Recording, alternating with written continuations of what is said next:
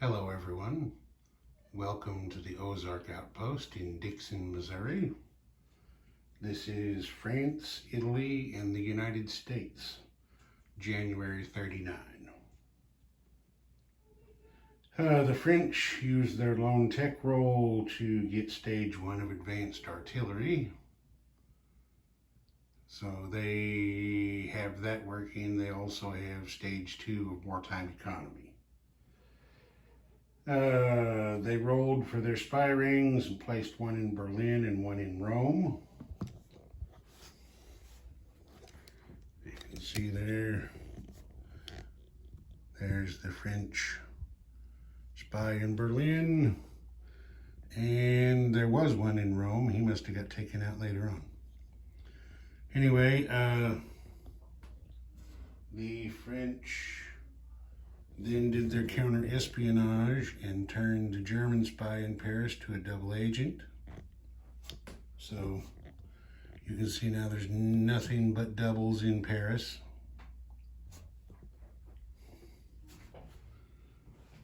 The French, kind of turn sort of that direction, there we go. The French built 2 artillery and a militia, and I believe that was it. Yes, 2 artillery and a militia would make 10. They did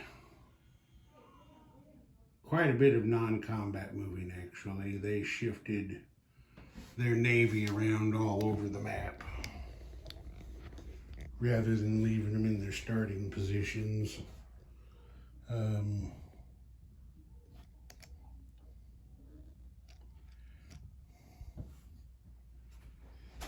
You can see here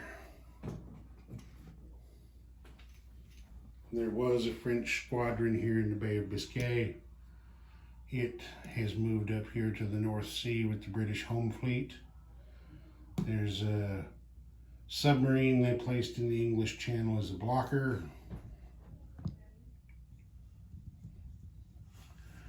Down here, their transport moved up here closer to home.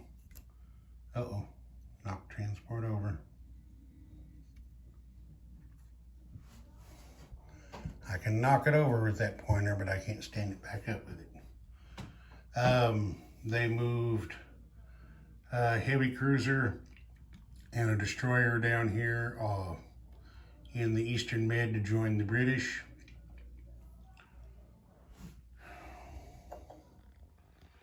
I made a mistake on a previous turn with the French transport and infantry that I was moving. I moved them too many spaces on the previous turn. So now here in the Red Sea is where they should actually be. And then of course we've got 2 French submarines that came out of the Med into the Gulf of Aden. They might be heading toward the South Pacific to harass Yamamoto, you never know. I think that's about it for shifting the French Navy around. Now here in France, we can see the 2 artillery that were in Paris have been moved up to Alsace-Lorraine. And then of course the 2 artillery that the French built went into Paris, and their militia went over here to Normandy. Shift a little bit there. There we go. Went over here to Normandy to bolster their defense just a little bit. The French spent 1 oil. No, the French spent 2 oil because they had to spend for moving the artillery as well in non-combat. So they spent 2 oil, collected 3 for a net gain of 1. And then they got their income of 10 francs which is how much they'll have for next turn. Okay, Italy got its tech roll in there and moved improved factories to stage 2. So now they also have 2 technologies working, both at stage 2, improved factories and wartime economy. All right, the Italians couldn't do any spy ring rolls because they already have spies everywhere they can possibly place them. They eliminated the French and American spies in Rome, so there's just a Soviet double agent left there. The Italians finished a heavy cruiser and a light cruiser that they had under construction, and they did a bit of non-combat movement. We'll get in here and see what we want to see. Yeah, I think we can. They took 2 infantry from Rome with their transport that had been over here in the Adriatic Sea, along with the commander, and moved down here to Tripolitania. There's the transport. Torpedo boat destroyer was detached from the main fleet to provide escort to that transport. And then the cruiser and light cruiser they finished went into the sea zone there off of Rome.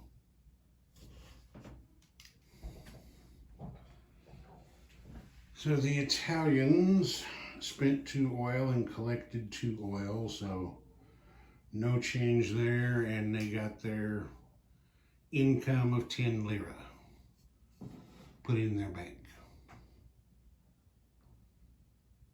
All right, the United States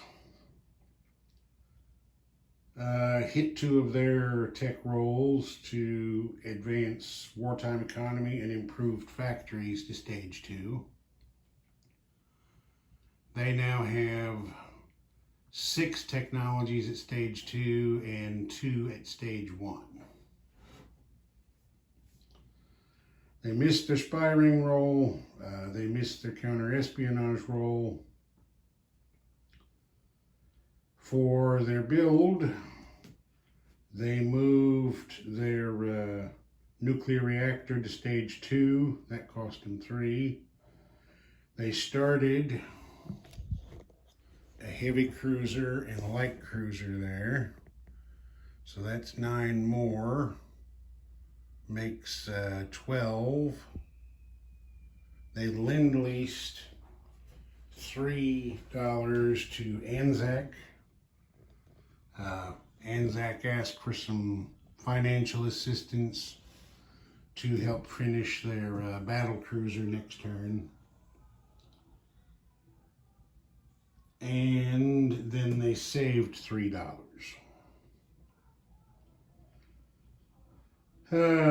Chiang Kai-shek had 8 to spend, which he used to buy 2 infantry and a militia. The United States didn't do any non-combat moves. Chiang Kai-shek did not make any attacks because he has eyes just like the rest of us, and he can see the Japanese here and down here in the South China Sea. I mean, the arrows are pointing straight at him, so, well, in Warlords it looks like maybe. But he's decided to save his forces and see what happens. So nothing changed down there. His 2 infantry went 1 each to Hunan and Shantung, and the militia went down there to the island of Hainan. That is worth 1 IPP. He didn't want to just let the Japanese have a freebie walk-in on that. All right, the United States spent 0 oil, collected 6. Their income is now up to $19. Plus the 3 they saved will give them 22 next turn. And Chiang Kai-shek collected his 8. 7 for his regular income and 1 for the opium trade out of Sichuan. Okay. Looks like that's it for this one. Ozark Outpost, over and out. Oh, wait a minute, no, not over and out yet. I didn't give you the walk around the map. So, there's the American West Coast. Nothing's changed there. There's the Central Pacific. Japan, looking pretty sparse. Everybody's out doing their stuff. Try to zoom in there a little better. There we go. See a little, you see the Japanese there in the Yellow Sea and down there in the South China Sea off of Formosa. They really don't, the task force there off of Formosa, those are empty transports. They're carrying, they're going to be headed home. And of course we have the Japanese well entrenched in the South Pacific, Anzac hanging out down there, holding on by themselves. There's Far East Command. They're just trying to build up a little bit. Central Asia, of course China we've looked at. There's the situation there. Waiting to see what the Japanese are going to do. The Middle East, no changes there. North Africa, the rest of Africa looks pretty much the same. The Mediterranean, a lot of ships down there. Something's gonna blow up somewhere, I would imagine. And we've got Eastern Europe, Soviet, Russia. The Soviets, I mean, really, until they start getting their sleeping bear rolls, their income is just pathetic. And there's Germany. You can see they're bulked up pretty well for an Eastern offensive. France, trying to prepare for what's coming. The British have been concentrating on building the Royal Navy as opposed to land forces just yet. And then of course there's the Eastern United States. Everybody's just staying close to home, waiting to see what's happening. And in South America, of course, no changes this turn. Everybody's down there just enjoying the sun, having a banana, yeah, maybe a slice of cheese now and then. All right, so that's gonna do it for January 39. Ozark Outpost, over and out.